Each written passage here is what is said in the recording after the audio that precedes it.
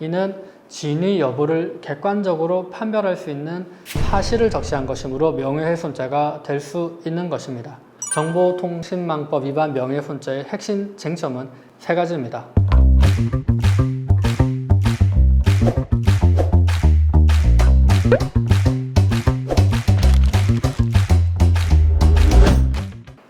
안녕하세요. 대한변호사협회 정식 등록된 형사전문 신정호 변호사입니다.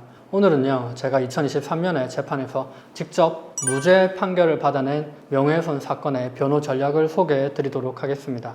요즘은요, 온라인에서 누군가를 비난하는 글을 작성하거나 후기를 잘못 남기거나 심지어 댓글 한 줄을 잘못 남기더라도 처벌을 받을 수 있는 세상입니다. 더 심각한 점은요, 친구나 지인과 단둘이 카톡에서 대화를 나눈 경우라도 그것이 누군가의 명예를 훼손하는 내용이라면 처벌을 받을 수 있다는 것입니다.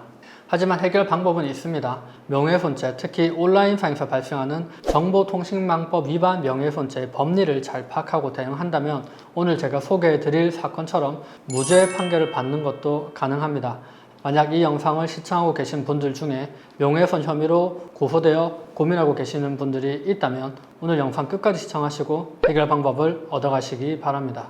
먼저 간단히 관련 규정부터 정리하도록 하겠습니다. 형법 제307조는 공연히 사실을 적시해서 타인의 명예를 훼손하면 2년 이하의 징역이나 500만 원 이하의 벌금에 처한다고 규정하고 있고요.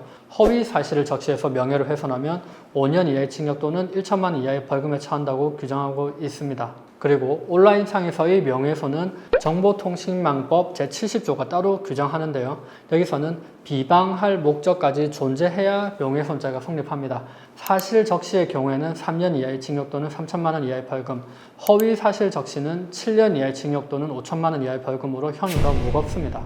요즘은 대부분 온라인에서 작성한 글이나 댓글, 카톡 대화 등이 문제가 되기 때문에 정보통신망법 위반 명예훼손죄가 많이 문제가 됩니다. 정보통신망법 위반 명예훼손죄의 핵심 쟁점은 세 가지입니다. 첫째, 표현한 내용이 사실 적시인지 의견 표현인지입니다. 표현한 내용이 어떠한 의견이나 감정을 표현한 것, 예를 들면 A는 참 성질이 더러운 것 같다 라고 표현했다면 이는 자신의 의견이나 감정을 표현한 것이므로 명예훼손죄는 되지 않습니다. 물론 모욕죄가 될 수는 있으니 주의는 하셔야 됩니다.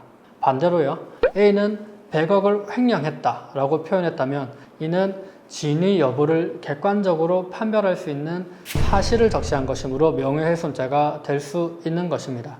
의견 표명과 사실 적시를 정교하게 분리해서 보아야 됩니다. 법원은 이런 구분을 매우 중요하게 봅니다.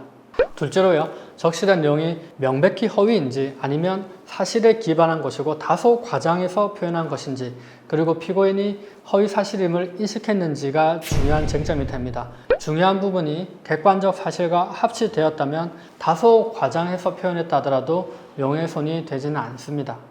세 번째 쟁점은요, 비방할 목적이 인정되는지입니다. 다소 명예가 훼손되는 표현을 했다 하더라도 공익을 위해서 표현한 것이고 당사자를 비방할 목적이 없다면 정보통신망법 위반 명예훼손죄는 인정되지가 않습니다. 저희 변호 전략은요, 위에서 설명드린 법리를 바탕으로 자신의 행위를 변호하는 것인데요. 어떤 병원에서 의료사고를 당해서 그 병원은 실력도 별로 없다, 불친절하다라고 커뮤니티에 글을 썼다가 정보통신망법 위반 명예훼손죄로 고소당한 경우를 가정해서 예를 들어서 설명을 드려보도록 하겠습니다. 첫째, 자신이 표현한 것은 개인적인 의견이나 감정을 표현한 것이고 사실을 적시한 것이 아니다라고 주장하는 것입니다. 병원이 실력이 없다라는 표현은 실제로 내가 의료사고를 당한 경험을 바탕으로 한 나의 개인적인 의견일 뿐이고, 병원이 불친절하다라는 표현도 의료사고 이후에 병원에서 아무런 사고도 없었고 아무런 책임도 지지 않는 모습을 보고 느낀 개인적인 감정을 표현한 것이다라고 주장하는 것입니다. 어떠한 객관적인 사실을 적시한 것이 아니므로 명예훼손죄가 적용될 수 없다라고 주장하는 것입니다.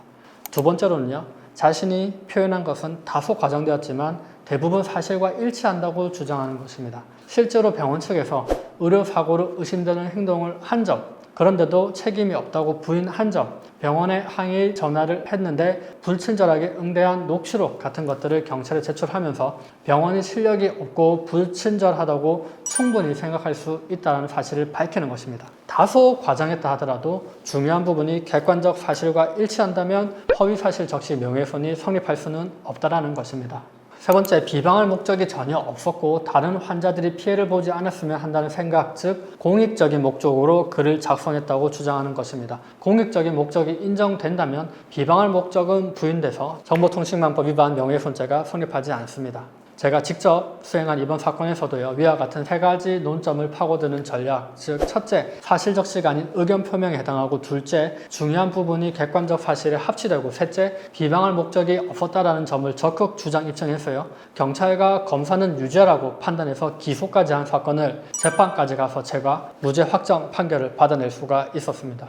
오늘은요, 제가 직접 진행해서 무죄를 받아낸 명예훼손 실제 사례를 바탕으로 정보통신망법 위반 명예훼손죄 혐의에 대한 변호 전략을 소개해 드렸습니다. 참고로 혹시 이 영상을 보시는 분들 중에 명예훼손 혐의로 고민하고 계시는 분들이 있다면 망설이지 마시고 즉시 저희 사무실에 연락 주시기 바랍니다. 오늘 소개해 드린 내용과 같은 풍부한 사건 수행 경험과 해박한 법리를 바탕으로 최선의 해결책을 제시해 드리도록 하겠습니다. 오늘 영상 끝까지 시청해 주셔서 감사합니다. 다음 영상에서도 더 좋은 내용으로 찾아뵙도록 하겠습니다. 오늘 영상 유익하셨다면 좋아요, 구독 부탁드립니다. 이상 형사 전문 신정우 변호사였습니다. 감사합니다.